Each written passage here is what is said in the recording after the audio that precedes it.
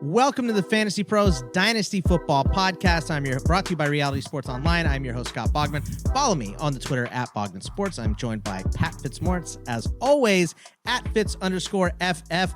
Today, we're going to be bringing you free agent movements and what it's going to do to our rankings. Fitz, how's your weekend, man? How you doing? Great, Boggs. Well, other than losing my Wisconsin Badgers in the NCAA basketball tournament and pretty much having my brackets go up in flame in every pool I was in. Other than that, I'm doing fantastic, and I'm ready to turn the page from college basketball to football. Just a normal March, right? Where Pretty your much. bracket is completely flamed. Well, today on the show to talk about these free agent signings and the movement and all that good stuff, we're bringing in John Hesterman. John is a featured DFS writer at FantasyPros, and you write for at DL Football. John, what is going on, my friend? Welcome to the show. Yeah. Hey, guys. Thanks for having me. Really looking forward to getting into some of this. This has been quite the off season so far. So there's a lot of implications that ripple around. So this is going to be a lot of fun to go through. Yeah, I mean, a lot of stuff to go through, a lot of movement in these rankings, right in the middle of baseball too, Pat. So we have been extra busy. But before we get into the meat of the show, I want to remind you guys we have a giveaway for Javonte Williams autographed jersey we are doing right now. All you need to do is subscribe to our YouTube channel, youtube.com/fantasypros. Take a screenshot, submit it to fantasypros.com/dynastycontest. That's fantasypros.com/dynastycontest. And you are entered in to win. Do it ASAP, as this contest does end in March. And if you haven't been on our YouTube channel, you should check it out. All you got to do is go to youtube.com/fantasypros. This podcast is also on our YouTube channel, along with, every podcast outlet. All the other podcasts, quick hitting videos, live streams. We're doing Fantasy Fest today as we're recording this today. So there's always something going on at the Fantasy Pros YouTube. Please subscribe if you like our content, because it really helps us out, and click the bell to get notified of our latest content so you don't miss any of our podcasts. So without further ado, Fitz, John, let's get into these quarterbacks, and let's just start out with a banger. Deshaun Watson getting traded to Cleveland for a boatload of picks going back to Houston. They also signed Jacoby Brissett. Baker Mayfield has submitted his trade request. Doesn't seem like it's going very swimmingly for him right now, but I have moved down personally. I have moved Deshaun Watson up from 13 to 5. I moved Mayfield to 26 from 23. John, you're the guest. I will let you go here. How are you moving Deshaun Watson on your dynasty board? And, Baker Mayfield obviously takes a giant hit here as well. Yeah, Mayfield definitely takes a slam. There's not seeing a lot of interest as far as chatter around the league right now for him, and the spots for a starting job are kind of dwindling away. So he's tanked a little bit for me right now. Obviously that'll change when we get some clarity, but I've moved Watson up into that quarterback 8-9 range for dynasty purposes right now. There's still, muddy water here about how this is going to be handled. So bringing in Brissett and the way they structured the deal, like, it's all but a foregone conclusion that he's going to miss some time. It's just how much and when. So I still think for his age and what he represents to a team that's kind of built more in win now mode than the Texans ever were with him there. So yeah, I think landing him in that, just inside that top 10 range is pretty adequate. Yeah, and personal opinion obviously plays a big role in Deshaun Watson here, Fitz. And if you guys can't stand Deshaun Watson, take him off your list. I have no issues with that whatsoever. The first things first with fantasy, it's supposed to be fun. If you can't enjoy taking a guy, don't put him in your rankings. I completely understand that. But, taking the off-field stuff away, which is still, like John mentioned, is still murky right now, but the criminal charges seem to be gone. That's why the Cleveland Browns just gave him the most guaranteed money in NFL history, more than anybody, which to me was a little bit insane, because it's not all the way settled. And, one more allegation would be wrong. You think 22 out there could easily be a 23, 24, 25. But Fitz, moving Watson has been tough. We mentioned it before. So where did you move him? And then the Baker Mayfield fallout is rough as well. So I've got Watson at QB7 now as John mentioned, we don't know what's going to happen to him. We know there's going to be some sort of suspension. It's just a matter of how long. And, we've seen him be a top 5 quarterback consistently when he has played full seasons. And I think that's about what his value is going to be. Aside from Josh Allen, there's no better combination of running and passing in any quarterback in the league. So immensely valuable. I suspect the Browns will not continue to be as run heavy as they have been now that they have a lethal passer helming the offense. So yeah, I think quarterback 7 is pretty reasonable for him. And Mayfield, I've got him down at 34. I mean, I don't blame you. Maybe the NFL is just telling us this guy's a backup, that there is really no interest. Everyone else filled in with Mitch Trubisky, Marcus Mariota. Basically, as we record this on Monday, March 22nd, the Panthers and Baker Mayfield expressed mutual disinterest in each other. So, I mean, who does that leave? Seattle. That's it. Yeah. And if Seattle doesn't want Baker, Baker's going to be a backup somewhere in 2022. And the rumor today, as we're recording this, I saw it like 5 minutes before we started here, is that the Browns may have to attach a pick to get rid of Mayfield, which is just, I mean, that's something you see in baseball moves with the guaranteed contracts. A repeat of their Brock Osweiler trade, basically. Yeah, right. Yeah. That was the memory that got brought up for me too. Yeah, the Baker's gonna have to have a come to Jesus talk with his ego about how this goes. Yeah, I mean, that's our buddy Gary, who we had on last week, is a Browns fan, and he's having a tough time with this Watson trade. And he also said, hey, look, the Panthers were in on Deshaun too, and so were the Falcons. And you didn't see Sam Darnold going to Twitter to write anything. You didn't see an IG post from Matt Ryan, right? So, it's the immaturity that has been the issue for Mayfield. The play has been okay, but the immaturity is rough. The other QB moves here, there's this whole slew of them. So I'll just run through them, guys. Russell Wilson obviously traded to Denver. They also signed Josh Johnson. Right now, Drew Lock is the starter in Seattle. They could draft someone. They could trade for Baker Mayfield. Those could happen. Matt Ryan traded to the Colts. And then Atlanta, to replace him, signed Marcus Mariota. Trubisky signed with the Steelers. Mason Rudolph, thank God, is back to the bench. Carson Wentz traded to Washington 2 times in 2 years. There's pretty much no market for Jimmy G, and Jameis did end up re-signing with the Saints. So lots of QB movement here, John. So let's first get your thoughts on Russell Wilson. Yeah, I think Russ should be in that top 12 range for QBs right now. Good playmaker. Now has a complete set of weapons. Javonte, Sutton, Judy, Albert O. I mean, that's Albert O. That's telling. The Broncos felt good enough to let Fant walk and keep Albert O. So that seems to bode well for what he's going to represent in that offense. I like the defense. It's built better. So I think he's put in a positive position. I think he upgrades the people around him, which is always a good thing when it comes to your quarterback, when they're going to elevate the play of the receivers around him. And I could see Russ finally getting an opportunity to cook, an opportunity to throw 30 plus pass attempts a game, where I think last year he averaged around 28.5 per contest. I could see him in that 35-ish range if they want to let him go after it.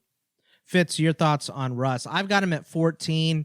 The only quote-unquote old guy, the guy that was born in the same decade as me, that I have above him is Stafford, just because, they keep adding weapons, and he averaged over 23 points a game last year. But I don't have him inside that top 12. I still believe in Lawrence. I've got Lawrence ahead of him. I've got Trey Lance and his potential in Fields. Just guys that run ahead of Russ, and they're much, much younger than him. So is he a QB1 to you as well, or is he on that fringe? Just barely. Sounds like I'm in the same place with him as John is. I've got him at quarterback 12, and it's mainly that he has not run for a while. But I do think they're going to open up the pantry for Russ and let him cook. Finally, give him those high-quality ingredients, those herbs and spices he needs to chef it up in Denver. So I think that's the reason maybe I bumped him up maybe like one spot. Right. my Yeah. rankings. Not a major sea change for his overall dynasty outlook. Right. I like that. And when we get into these lower tier quarterbacks, and just so you guys know, for all of the list, when it looks like myself and Fitz have big different numbers, it's because Fitz has included the rookies into his rankings. I don't do it until the draft. So I will rank these guys. I'll rank the players, but I don't put them in with the other guys. Just team have so much context, and it drives me crazy. John, come on, you don't like changing it like 3 times a day? No, I do not. Especially I'm doing ECR baseball rankings as well right now too, and the free agents all flooded in 1 week. So Welsh and I are doing Hell Week. I mean, it's a whole thing right now. My brain is melting. John, do you have those guys in there, or do you not do it until after the draft as well? I shore them up a little bit more after the draft, Okay. so I don't have them completely included. I've got the top couple, I think, included in there right now, but it's not a full list until we get past the draft. So I just operate that way because I'm adverse to like shuffling things around twice a week or 3 times a day or whatever the case may be. It's completely understandable. Moving down this list, Matt Ryan to the Colts. I moved him up from 33 to 28. Mariota signing with the Falcons. I moved from 29 to 34. I put Trubisky up to 22 now that we know he's a starter. I think the guy has some wheels. There's good weapons in Pittsburgh. A thing that a lot of people overlook is I think the only team that had less time leading in the NFL last season in terms of clock time was Jacksonville against Pittsburgh. So there's a lot of garbage time in Pittsburgh. So a lot of that was just Big Ben being horrific last season. And then Carson Wentz, I moved him 1 spot down to 30. I don't think that much change from him going from Indy to Washington. So your movement on Matt Ryan, Mariota, Trubisky, and Wentz, John, what do you look on those for? So Matt Ryan is still like, he's in that same range for me. I've got him in that 25, 26 range is kind of where I have him right now. I do think he kind of improves like where he moved to as far as not having the defense breathing down his face the whole time. Like, I think the pass attempts might actually come down because he's not going to, like, every play is not going to be, well, we're 2 touchdowns down now. Right. So, yeah, they've got a defense to play with. He's got an offensive line that can protect him. And I know we said the same thing about Wentz last year about having an upgrade in offensive line. So I do think the pass attempts might come down a little bit, and that's why I've kind of been hesitant to move him up too much. But he's definitely got some improvements there, so I moved him up a little bit. Let's see, Carson Wentz. I've got him right around where you do. I've got him at 30. Yeah. So I didn't bump him too much one way or the other. I think he's going to game manage his way there. I did bump as far as like ancillary pieces. I do think this is good for McLaurin. Okay. I think this might be the best quarterback he's had so far. Which is saying something. Curious to see. Yeah. So yeah, but I'm curious to see how he responds there. And Mitch, I'm a little more aggressive on. I've got him up at 20. Ooh. I've got him up at QB 20. The fact that Tomlin stressed the need for mobility, which so Mitch can do. Yeah, like that was such a big crucial point for him that I think they're going to let him unlock that side of his play, which he definitely has. And Nagy always gave him the bad boy kind of treatment when he would, get creative and escape the pocket. And I think Tomlin's going to embrace that and let him go. And I like the weapons that he's got. Like this same Trubisky back in 2019, and I should have looked this up. He threw it to Allen Robinson 150 plus times, right? Yeah. So they've got Deontay Johnson. So he's got Najee Harris, and I think that same year back in 19, he force fed Tariq Cohen over 100 targets. Like he's not afraid to hit the guy that's open. I think he's got in that top 20 like upside. Maybe a little crazy on it. No, I've got him at 22. Fitz, you're probably going to be low man on Mr. Trubisky here. Fitz was firing some messages at me before we started here. We're going to have some healthy debate, I believe the quote was. So I love it when we argue, Bogman. I love it when we argue. So I've got Wentz 30th, Trubisky 31st, Matt Ryan 32nd, and where did we talk? Do we Mariota? Mariota. I missed him. Oh man, all right, that's okay. We can circle back to him. But so those guys are I would put them into the waiting to be replaced category with all those guys, Trubisky, Ryan, and Wentz. Like Ryan, he's being phased out. This might be his last year as a starter. I mean, he's almost my age, so his NFL career is not much longer. So the Colts took one look at Wentz, had him for a year and said, no, thanks. We want to do something else at quarterback. Trubisky is the one guy maybe I'm short selling here.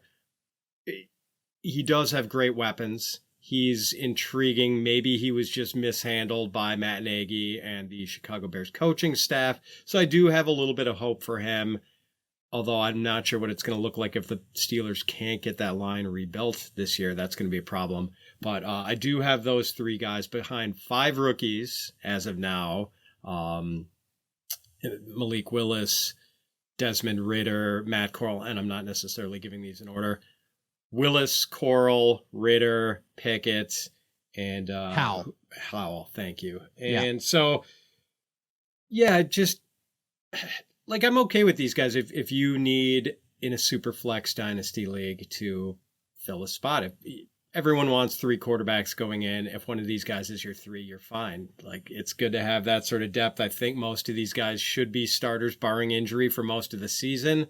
Although we'll see how things go with the draft. I wouldn't be surprised if any of them suddenly had a rookie looking over their shoulder, but I don't know. I don't have much hope that these guys are going to redeem themselves and be seen as like average NFL starting quarterbacks. And that's more than fair, and you're a Bears fan, so not surprising that Trubisky... Hey now. Talk about firing shots. JK, Here we go. JK, you just live in Chicago. JK. But, I mean, look, you did get to see Trubisky twice a year. You probably looked god-awful against Green Bay, right? Pretty much did, yeah. I understand that it's kind of the same thing that I do with Baker, is I look at him and I just go, ugh, no thanks. Right. So, but... The one thing, so I feel like Trubisky and Mariota are kind of the same skill set-ish, but I think that, Mariota goes into a situation with a bad run game without a number 1 wide receiver. Only a second-year tight end is your main target that you're throwing the ball to, versus Trubisky with, the Matt Canada offense that's going to change a lot than what we saw from Roethlisberger. He's got Deontay, he's got Najee. They already got 2 new pieces on that line at center with Cole and a guard with Daniels. Your boy, James Daniels, another Chicago Bear. So JK, of course. But, I think that the pieces are there for Trubisky where they aren't for Mariota. Mariota, better runner, and he may just have to break that out. So that may end up being the thing that boosts Mariota if he does take a big jump this year. But, ifs and buts and candies and nuts and all that stuff. So let's go down to the running backs here. And a decent amount of running back movement. We have Raheem Mostert and Chase Edmonds signed with the Dolphins. James Conner back to Arizona. Fournette back with the Bucks. Cordell Patterson back to Atlanta. Damian Williams signed there as well. Rashad Penny back to Seattle as the main pieces here. Now, John, in terms of Mostert and Chase Edmonds, this is a very interesting scenario here because who is the number 1 back? They signed Edmonds first, but Mostert has experience with McDaniel from San Francisco. So for me, I moved Mostert to 38. I moved Edmonds from 34 to 37. So I have them right next to each other. I gave a little edge to Edmonds for being the priority free agent out of these 2. Maybe I'm wrong on that. Maybe Mostert is more the first, second down guy. They just like Chase Edmonds for what he brings a little bit more. But what do you think in terms of the Dolphins' backfield here? I think it's Mostert until it isn't. And that's like he's got an injury history. Like when he gets the carries, he's fantastic with him, but he isn't able to sustain it. So I've got him in that in a similar range. I've got him down at RB 40 because I know I'm not going to get a full season out of him. But I do think he's going to lead. Like he's going to be the 1-2 thumper. And I think that, he'll give way at some point. So I did move. Let me see where I put him. I've got him in the same range. I've got him right there at, like you said, right around 38 is where I have him. Gotcha. So yeah, in a similar tier, but I do think Raheem Mostert gets the first crack at it. Fitz, your thoughts on this Dolphins backfield? It's an interesting one. I kind of wish they would have signed one thumper, like just get Leonard Fournette in there and be done with it. But they're going with the dual system, which is what San Francisco's been known for, which is what McDaniel brings over. And would it totally shock you guys if they drafted a running back? Wouldn't shock me at all. Not at all. So not one bit. For that reason, I've got Edmonds down at running back 37 and Mostert running back 71. I just cannot gin up any enthusiasm. Look at Bogman's eyes get wide when I say that. 71, I mean. My goodness, you guys. So he turns 30 on April 9th. He's going to be 30. He can't stay healthy. We've already seen that. That's not going to improve, I don't think, as he hits his 30s. And like he's not going to be a lead back. Maybe he is the gets a plurality of the work, a majority of the work. But we know he's going to share with Edmonds and possibly a draft pick. So I'm just not enthusiastic about Mostert at all. Like I just don't know how many more starts you're going to be giving him in your Dynasty league. So can you just give me the three guys ahead of Mostert that you have on that list? Oh, so all right, first of all, I should stipulate that a lot of the dudes that I've got ahead of him are rookies. Rookies? Right, okay, so well, that makes sense. There's probably like 15 guys. So, that are going to be drafted and you may just have all of them if you don't think Mostert's going to do much. So the 71 ranking, as eye-popping as it is, I understand with so many rookies in there. I just... because I just want to do you have Kene Nagwanu ahead of guy's gonna do nothing. Mostert will at least give you 10 games this year, I feel like. Interesting. I might have Nagwanu ahead. Hold on, I'm calling it up right now. I should have asked you to have this ready to go before. This is my bad. This is Fantasy Pros on the fly here. So it's funny though. Nagwanu, I know, is right in that neighborhood, but and I know you like him. That's why that's the name I picked out. It's just not. It would take three guys to get hurt for him to do something. Now, if the Dolphins draft a big back, if they draft Breece Hall or something, then I don't think Edmonds. This is why I have Edmonds one spot ahead of Mostert as of now. I think Edmonds doesn't move; his role doesn't change, but it goes way down for Mostert. So I would probably move him in that range if they draft someone. They just haven't yet. That's all. All right. So I am a sucker for youth, Boggs, and so the four running backs I have directly ahead of Raheem Mostert are Kene Nwangwu, Chris Evans, and then two pass catchers, Nyheim Hines and J.D. McKissic. Okay. Hines and McKissic, I'm not going to fight you on.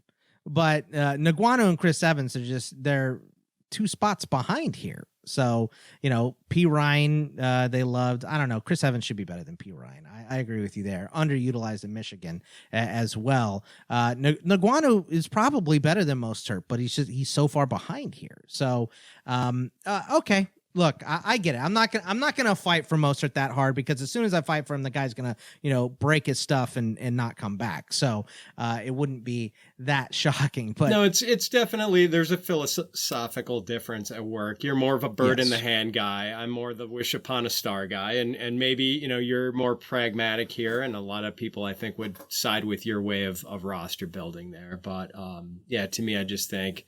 Mostert's looking at a 1 or 2 year window of possibly being productive, and the possibly with the big asterisk of his injury history, and he's true, made out of glass. So very true. James Conner, going back to Arizona with Edmonds gone, I moved him up 2 spots from 30 to 28. Now I've said this many, many times. I love James Conner, but I have friend zoned him. Because I watched him in Pittsburgh. He gets hurt so often. It's not his fault. His body went through a lot when he had cancer, obviously. But he's a guy that you can get about 225 touches out of. But if you're Pittsburgh and you put that in the first 8 weeks of the season because you only go with one back, he breaks down. I thought him with Edmonds was perfect.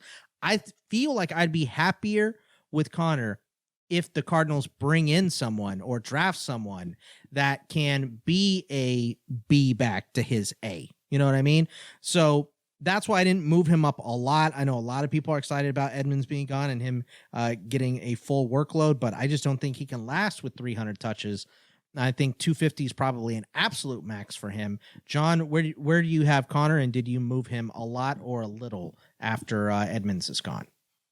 Just a little, but I wasn't as high on him. I know everybody wants to look at the insane amount of touchdowns he got versus the carries, and when you have a number that's that skewed, carry count versus touchdowns, like I get nervous. So I didn't have him as high as some other people had him to begin with. So I've got him down at RB 32. He's kind of sharing a range with Damian Harris, who also scored like 15 touchdowns last year. So Yeah. He's kind of in that same range, but Damian Harris is a little bit of youth on his side. And I'm worried about the injury history. I'm worried about him getting a full workload. We know he can be a good back. We know that he can catch passes. We know that he's actually really, really good on the goal line. He's fantastic on the goal line. The skill set's there. It's the just skill set is there. Field. It's just that it's nagging injuries, and he tries to play through some of them, and that usually ends up making one bad week or one missed week turn into a stretch of 3 games of subpar performance, and it hasn't been enough for me to move the needle up a lot. Fitz, your thoughts on James Conner? Yeah, I have long been a James Conner skeptic, but last year I was really encouraged by what we saw when Edmonds got hurt at midseason, and we got 5 games of Conner having the load all to himself, and he caught 24 passes over a 5-game stretch after barely being targeted in the passing game the first 7 or 8 games where Edmonds was playing. So yes, there is a worrisome injury history. Yes, there's going to be someone else there taking the load, whether it's Eno Benjamin or someone they draft. Maybe it'll be Rachaad White staying in Arizona, going from Arizona State to the Cardinals and complimenting. They get the full Sun Devils. That's right. Here. That's right. So there's going to be someone helping him out, and I would be kind of nervous about his longevity too if he was a pure lead back. But I like that we saw he can be a pass catcher, and hopefully the Cardinals haven't forgotten about that and don't just completely pull him on all obvious passing situations. But even so, I think they're going to maybe work him into the passing game more on early downs after what he did for them last year. So I've got him up at 29. And that you're high on him because you've got rookies in your rankings too. So you are a high man between the 3 of us. I mean, ECR, I know someone's got him at like 14 or whatever. So, but between the 3 of us, you are higher on him. Now I'm like crazy drug high on Leonard Fournette. So I have him at 20. He re-signed with the Bucs, which is what I thought he was going to do. I left him at 20. With Cordell Patterson, I didn't move him at all. Going back to Atlanta, I think is a good spot for him. There's going to be a lot of work for him in the backfield and receiving, so I like that for him. I moved Damian Williams from the 90s to the 60s. I think he was nothing before, and if he signed somewhere and was a backup, he was probably going to be nothing. I think Atlanta gives him a little shed of light, just a teeny tiny shed of light. They draft someone, he's probably going to go right back down to the 90s for me. And then the other one here would be Rashad Penny. I moved him up to 39 from 47. I'll be honest with y'all. I'm probably never going to draft Rashad Penny. I cannot take the injuries. They drive me crazy. I know he had a huge end of the season. I can't do it. I think it's fool's gold. I won't touch him. John, your thoughts between Fournette, Cordero, the Atlanta situation, and Rashad Penny? Let's see. Fournette, I didn't move a whole lot. I've got him in that late 20s. He's right at RB 28 on my list. So he didn't move a whole lot for me. He's still, he's coming off one of his best seasons, but he's hitting that running back cliff. He's in that 27, 28-year-old range. So I didn't feel right moving him up with a new class coming in. So I didn't move the needle too much on him. Cordero Patterson, talking about old guys that still want to run the rock. He's down in the 40 RB 44 is where I have him right now. And I do have some of the rookies in my running backs. Okay. Oh yeah, quarterbacks, you got a couple, right? But I've got kind of the top handful in there just to kind of clarify. So, he's going to retain a role. I mean, actually, he's going to be whatever they want him to be right now. I mean, if he could line up under center, they're going to do that too because they have nothing else to go with. So I'm not worried about his workload. Who was the other one I'm missing? Rashad Penny. Rashad Penny. Yeah, I've got him right at RB40. Again, someone else that I got him at 39. That's he was a good spot for him. He was awesome in that stretch last year. That was incredible to see. It was fun to watch, but there's no way I'm trusting him going forward. I'll let him be someone else's roster headache. And who was the last one I missed? I think that's all of them. I talked about Damian Williams, but I understand if you didn't move Damian Williams. He's down there somewhere. Yeah. that sounds about right. Yeah, on Damian Williams. Any other situation, and I don't move him, but Atlanta is like desperate. They got to draft someone, but they have so many holes. I wouldn't be surprised if they don't draft a running back just because they have so many holes on that roster. Fitz, your thoughts between Fournette, Patterson, and Penny here? Oh man, Fournette and Penny are such hard guys to handle. Like, I love Fournette's situation with Tom Brady coming back and being in full check down mode again, not wanting to get hit as a man in his mid 40s, which I will not blame him for at all. Not at all. And making Fournette this immensely valuable pass catcher as he was last year was just a perfect storm for Fournette, and it results in an RB1 season. And I think we could maybe see that again this year. Yet I've got him running back 35 because I do think, as John mentioned, we're coming close to the age cliff. Fournette is definitely playing the back nine in his career, I think it's fair to say. So one more year of possibly very considerable value. And after that, who knows, man? Who knows what's behind door number 3? So Penny the same way. Just the frustrations of repeated injuries, and all of a sudden it all came together for him last year and he looked spectacular. Like, if we had gotten a full season of that earlier in his career, Dynasty owners would be chasing the dragon, as they say, for, like they would have been doing it for years. It would have been like, I don't know. Josh Gordon. Exactly, Josh Gordon yes, is the perfect the example. ultimate dragon. Yep. Right. Like people thinking 7 years later that Josh Gordon was going to come back and light it on fire again. So he's lighting something on fire. Sorry. That one was too easy. That was like a T-ball. It was a layup. Yeah. Yeah. That's just a tip in right there. Yeah. So I've got Penny like at 37 to who knows what's going to happen. And the Seattle offense just like is looking bleak. And speaking of bleak, the Atlanta offense, I mean, Patterson's in his 30s and playing in a garbage offense. I just can't get excited. Like, he's running back 52. I mean, I love his story. I love his crazy skill set, but like, he could have a really good season and score 4 touchdowns. It always makes me laugh. I just remember reading a ESPN, the magazine article on Cordero Patterson, and a scout described him as the most confident, dumb person I've ever met. And there's such a funny quote. And it fits, the guy didn't work for Minnesota. He never didn't work because of skill. We saw it. It's there. It's just the know-how and the want to have been a little rough. So, I'm with you on Cordero. He's a tough guy to pin down because the age as well. And I won't waste listeners' time on Damian Williams. Let's just say he's ranked well behind Raheem Mostert as the the poor man's Mike Davis, I guess. I agree with that. Other guys that signed: McKissick back to Washington after that Buffalo weirdness. Yeah, that was weird. It was so strange. But I mean, back to Washington is fine. Deontay Foreman signed with Carolina. James White back to New England. Coleman back to the Jets. Amir Abdullah to the Raiders. Brandon Bolden also to the Raiders. Boston Scott back in Philly. Dontrell Hilliard back to Tennessee. Trenton Cannon signed there as well. Darrington Evans waived by Tennessee, but signed with Chicago. Royce Freeman back to Houston. Dario Gumbawale signed by them as well. Duke Johnson was the McKissick replacement, even though McKissick was never really there. Matt Breida signed with the Giants. And there's some good free agents still on the list here.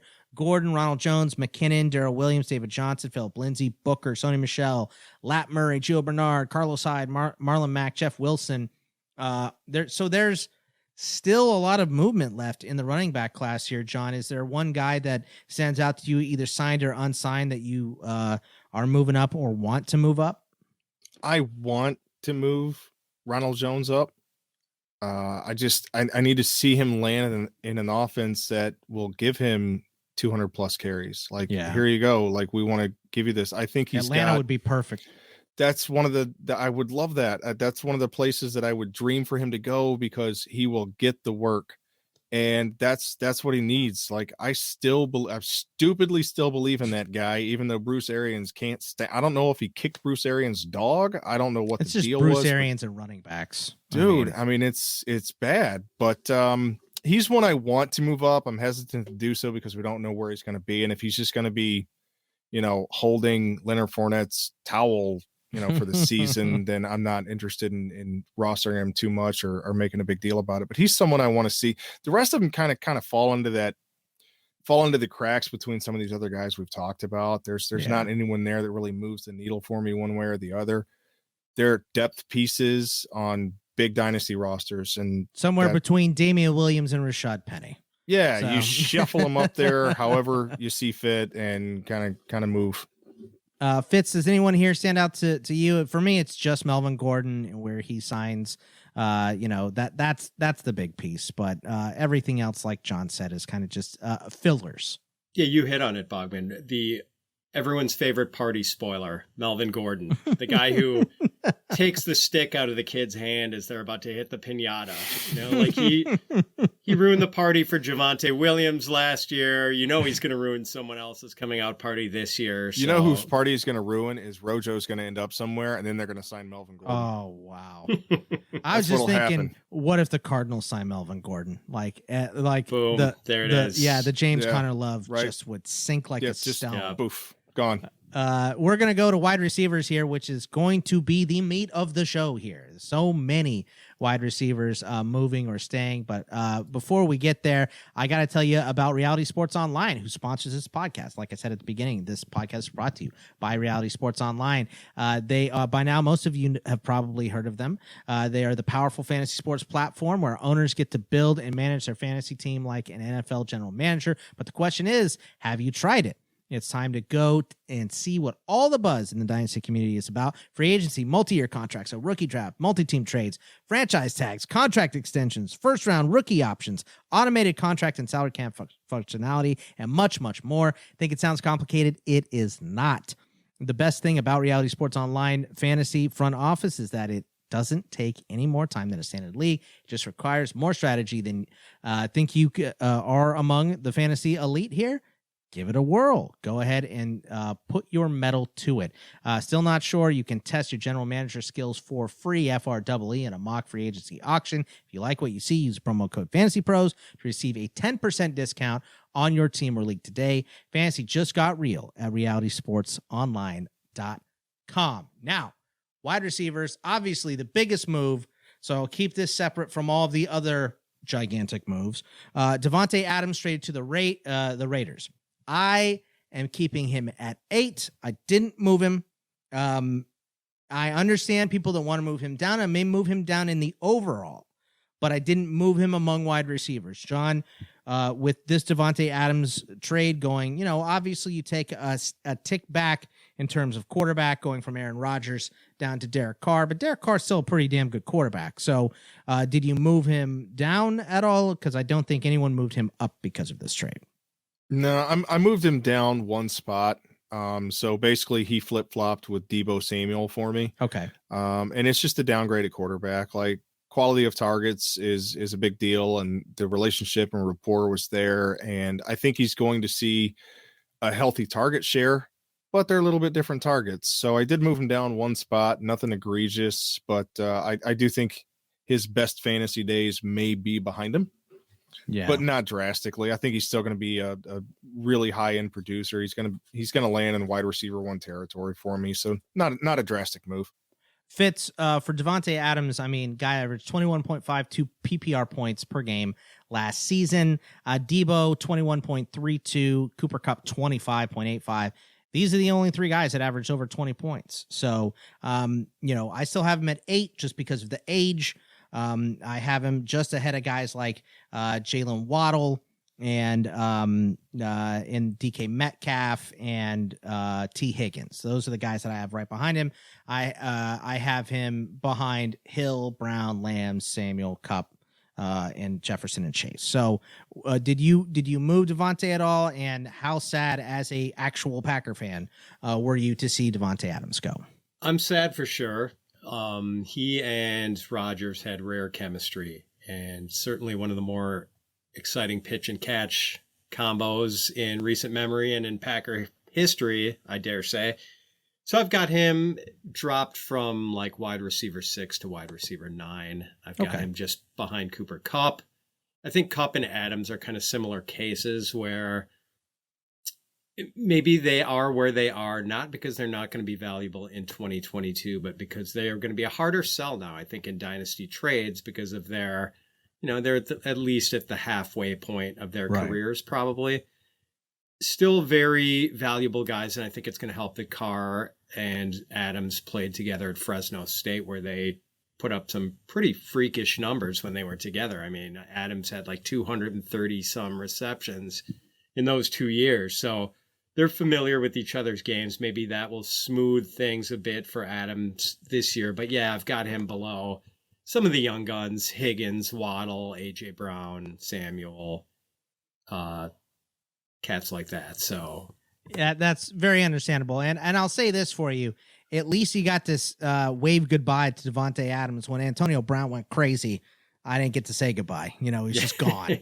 So for a late pick. And then the Raiders ended up cutting him before he even played there. So just weird story. But and can I say one quick thing, sure, Boggs, please. from the Packer fan perspective? I think a lot of people are going to focus on the wide receivers, and whoever they sign or draft, their value is going to go through the roof. If they draft Chris Olave or Treylon Burks or Sky Moore, whoever it is, that is the ideal landing spot, and people are going to go gaga over whoever winds up in the Packers receiver room. But I think because it's not going to be as good a receiver situation, how could it be post Devante, that people are going to overlook the fact that the Packers are going to adjust. They're going to run the ball more. They're going to throw to their backs more. They're going to throw to their tight ends more. So the real gainers here, I think, are Dillon and Aaron Jones, A.J. Dillon, maybe Aaron even Jones. Tunyon. Yeah. Even Robert Tunyon, who I think is just another guy. Like, he is the ultimate jag, just a guy. But man, he is in a great situation, and he's not going to have a 20% touchdown rate anymore. He's got but good hands. Yeah, he does have good hands. So, like, I could see a TE1 outcome for him in 2022. So let's knock the rest of these out by threes here because there's so many.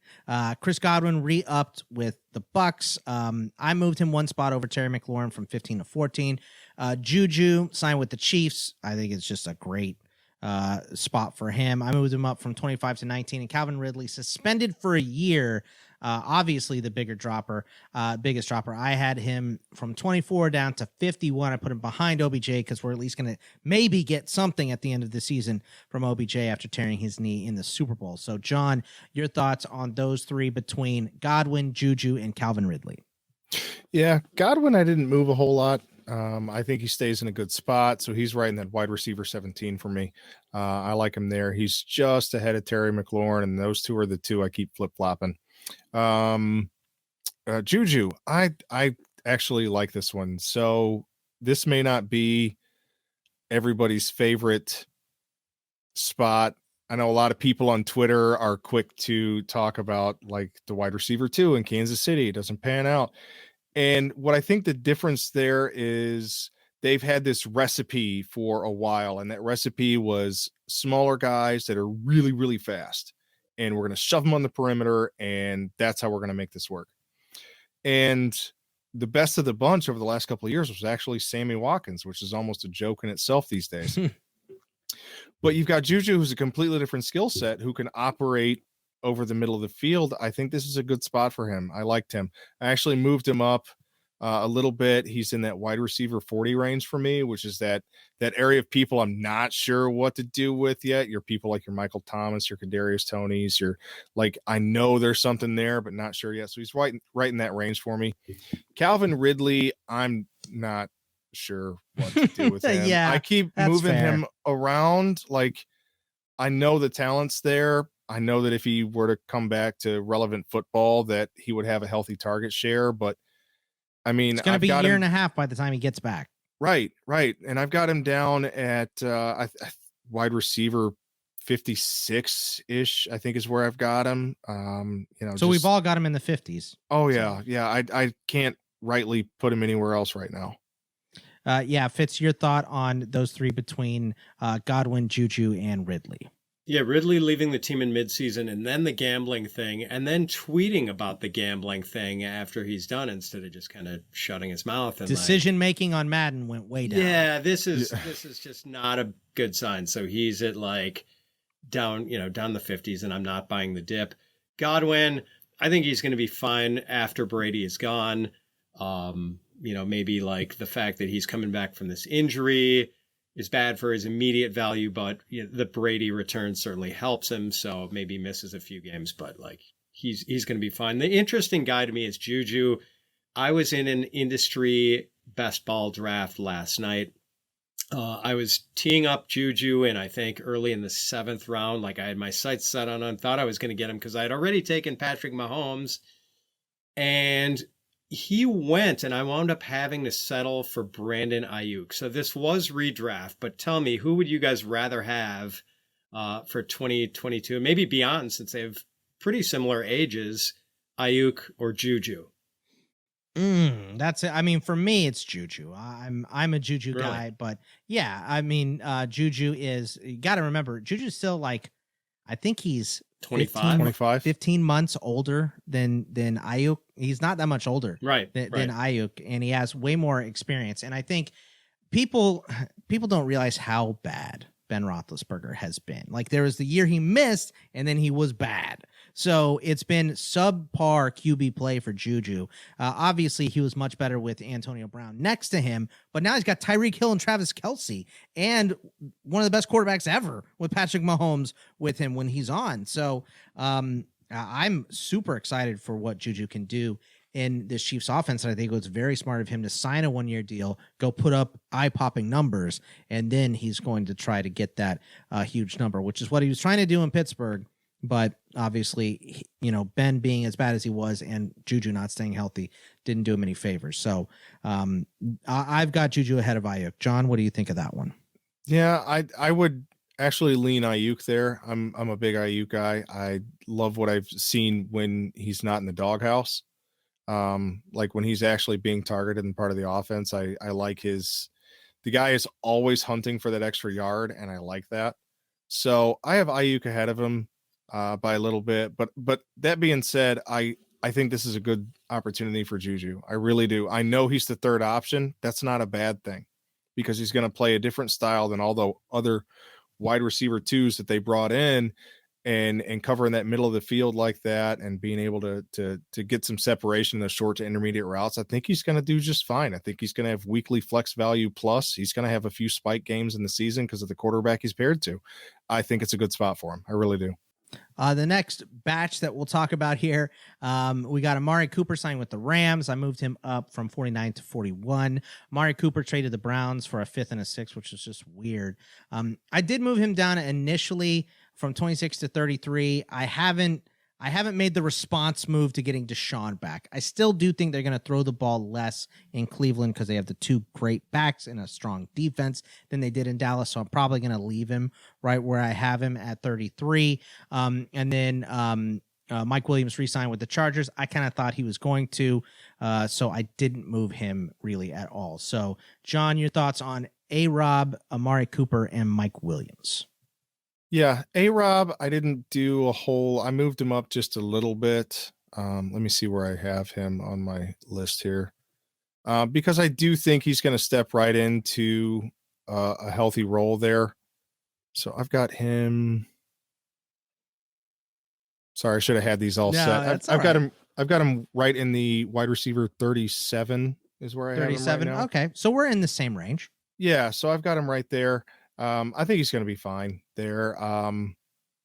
Last year, makes it tough to move past. I mean, there's still a sour taste about how last year went, but I think he'll be fine there with probably the best quarterback he's played with so far. So that's good. Amari Cooper, I've got him. I'm a little more bullish on him. I think he's going to get the target share that he's been lacking for a long time. So I've got him up at 30. Not a bad spot for him. And that is kind of, his is waffling up and down a little bit as we don't know how the Watson thing is going to play out. And then Mike Williams, let's see where I put him. I didn't move him. Yeah, I left him right where he was because I was hoping. I didn't say expecting. I'm a Chargers fan, so I didn't expect them to do the smart thing, but they did this time, which is pretty awesome. But I was hoping for it. So yeah, I've got him right where I had him before, and I think he's going to retain that role and can only get better with Herbert as he develops. So he's 31 for me, so I have him in the 30s as well. Yeah. Fitz, what do you think between Robinson, Coop, and Williams? Yeah, I've got Williams 33, and that's with a small handful of the top rookies in this class ahead of him. Cooper, I really didn't change him that much. Like, some people seem to think it was a downgrade, but I don't know. Prescott to Watson seems like kind of a lateral move, and now he's going to have less target competition. I think he's going to be more of a pure alpha with Cleveland. It's true the Browns might not pass quite as much as the Cowboys, but so I've got Cooper like wide receiver 30 now. That's fair. Yeah. And A-Rob 43. Getting a little older, not going to be an alpha anymore. Yes, he is playing with a guy who's better than Blake Bortles or Mitchell Trubisky, but no Blake Bortles slander, Pat. Cooper Kupp is aboard there. Maybe they still re-sign OBJ. Who knows? So, 43 I think is fair, and yeah, that was a bump from where I had him before he landed in that situation, which I think was a good outcome for him. And there's so many more other wide receiver moves. So anybody you guys want to talk about here? Robert Woods traded the Titans for a 6th-round pick. DJ Chark signed a 1-year deal with the Lions. Christian Kirk and Zay Jones both got way too much money from the Jaguars. We had Cedric Wilson to the Dolphins. Gallup re-signed, and James Washington also signed with the Cowboys. Jameson Crowder with the Bills. Russell Gage to the Bucks. Ray McLeod to the Niners. The Bears signed, Byron Pringle and Equinemius St. Brown apparently for their special teams. Laquan Treadwell for some reason went back to the Jags after they signed Kirk and Zay Jones and have Marvin Jones and still have LaVisca on that roster. Pascal went to the Eagles, Higgins to the Panthers, and then we still have some big free agents: OBJ, Jarvis Landry, Will Fuller, Cole Beasley, T.Y. Hilton, AJ Green, Emmanuel Sanders, and Sammy Watkins, all free agents. So, John, your thoughts on any of the rest of those guys? I think the Pascal one is the one that strikes me as being kind of interesting because at first my knee-jerk reaction was, yeah, but the more I thought about it, like what we've seen out of Jalen Reagor over the last couple of years, I think he's got a shot to be an impact player there. Yeah. I think he's going to be a solid wide receiver for Jalen Hurts. So I think that's an interesting move. What are the Jags doing? I have no idea. Anybody that operates overspending. Anybody that operates that part of the field, that's who we're signing. I know Zay Jones is a little bit different, but they signed a tight end too. Yeah, they signed Evan Ingram. So Evan Ingram, yeah. So again, you've got a guy that runs short to intermediate routes. You've got LaVisca Chenault. Bring in competition. I don't understand it. Christian Kirk, they paid him so much money. You have to think that he's going to be part of the game plan. But I don't know that I'm that invested with what they kind of spent on him. Other than that, a lot of those moves were not overly exciting, I guess. Didn't really result in bumping people up too much. Gallup is good where he's at. Doesn't really move the needle for me too many ways there. So yeah, I think the rest of them are kind of just hovering around where they were before. And Fitz, your thoughts on any of the rest of these wide receivers here? Yeah, play taps for the fantasy value of Robert Woods and DJ Chark, I think. Chark's a guy I really like, but now like his youth is going to be wasted, I think, while Detroit figures it out at the quarterback position. And he's got like a lot of guys ahead of him in the target pecking order with Swift, Hawkinson, St. Brown, and Woods. Like Woods had this low end wide receiver 1 value with the Rams, but that was kind of before the Cup breakout happened. And now he goes to a run-heavy team with a worse quarterback, and he's not a young guy anymore. So I think he's like... Is he 30 now? He's 30, isn't he? I think this is going to be his age 30 season. His age 30 season? Not totally sure about that. The one guy right of the, host of other guys you mentioned who jumped like 30 spots for me, although that still only put him like in the 70s, I think, was James Washington with the Cowboys. Suddenly becomes kind of interesting there.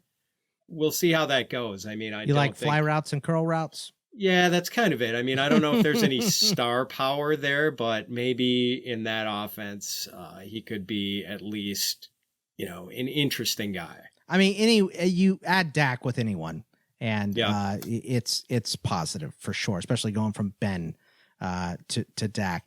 The tight ends, I'm just going to run through them real quick. And if anyone stands out, because there's not a ton of tight end movement here. Mike Gesicki and Dalton Schultz signed their franchise tags. I didn't move either one of them. CJ Uzomah goes to the Jets, which is a bummer. Evan Ingram signed with the Jags, which is just weird.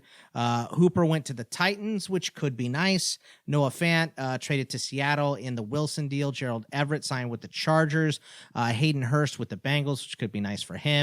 Tunyon with the Packers, Ricky Seals-Jones with the Giants, OJ Howard with the Bills, and Hollister with the Raiders. And there's a couple free agents, Ebron, Rudolph, Jarwin, James Cook, all still free agents here.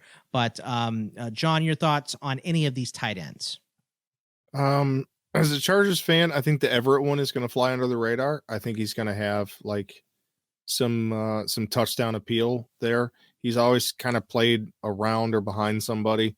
He did pretty well last season. I think he's a guy that can do everything pretty good while not necessarily being excellent in anything. So he's kind of a guy I'm willing to take a stab at late or package in a trade or something like that. I like the Hayden Hurst move. Yeah. I think that's going to give him an opportunity to grow a little bit. He's still young enough that there's still some developmental things that can improve, but I think he's someone I'm definitely watching, someone I'll move up probably a little bit. I haven't adjusted my tight ends lately, so I don't want to say where I'm going to put him yet, but he's going to move up a little bit for me. I think he's in a good spot. So he's one of the ones I'd mention. Fitz, your thoughts on any of these tight end moves?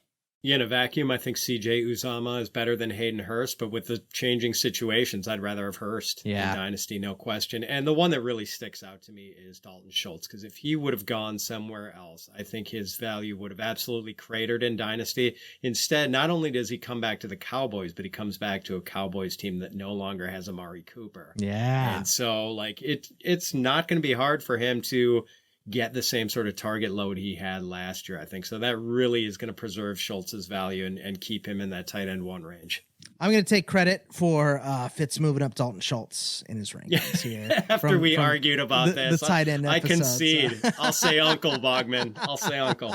I'll just take credit for that, of course. But guys, I mean, a lot of movement, and we still have a lot of movement. And guess what? There's going to be way more adjustments after the NFL draft as well. So the football world never dies. It is a 24/7, 365 landscape that we're dealing with here, and there has been a lot of fluctuation just from guys moving teams. So it's a lot different in baseball in that sense, to where you may move guys in baseball up, down a little bit because of the lineups and the scenarios and the playing time, but football, if you have a good quarterback behind a crappy line with crappy wide receivers, he's not a good quarterback. So it just, so much context is weighed in on these guys. And luckily, we got to go through a big chunk of them here with John. John, thank you. And please let everyone know where they can find all your great work and what you have coming up. Yeah, you can follow me on Twitter at John_Hesterman. And I've got most of my off-season stuff is with DynastyLeagueFootball.com. I do expect to be back and doing more DFS stuff with FantasyPros next season. I'll also be doing some best ball work with them coming up soon, I think. So yeah, you can find me on DynastyLeagueFootball.com and some of my stuff on FantasyPros. Fitz at Fitz_FF. What is coming up for you, my friend? You're muted. Working on those rankings and just getting ready for a Dynasty draft kit rollout in early April. That's going to be a something that Dynasty managers will not want to miss. Yeah, I've got IDPs due this weekend for that as well. I also have this podcast, of course, Fantasy Pros Dynasty Fantasy Football Podcast. You can hear me over on In This League for baseball. It is currently Hell Week for the Welsh and I, where we do a show every single day. We did CI on Monday, MI on Tuesday, Outfield on Wednesday. We're going to come with starting pitcher and overall ranks this week as well. We'll get relievers and catchers in there somewhere, like anything matters with those guys. But, all of that stuff, plus, CFP Winning Edge and Sports Grid and all that good stuff at Bogman Sports. Just find me on all the stuff. If we're somehow still alive in the baseball pods in this league, please vote for us. That we would really appreciate that. But we were losing to RotoWire by like 1% the last time I looked. So I don't think we're going to make it through today, but we'll see. But that is going to wrap it up for us. We hope you guys enjoyed it, and we will see you guys next week. Take it easy, everybody. Thanks for tuning in to the Fantasy Pros YouTube channel. Don't forget to check out our featured videos. And while you're at it, make sure to follow us on Instagram, Facebook, and Twitter at Fantasy Pros, so you can get the latest news and updates to give you the edge you need in your fantasy league.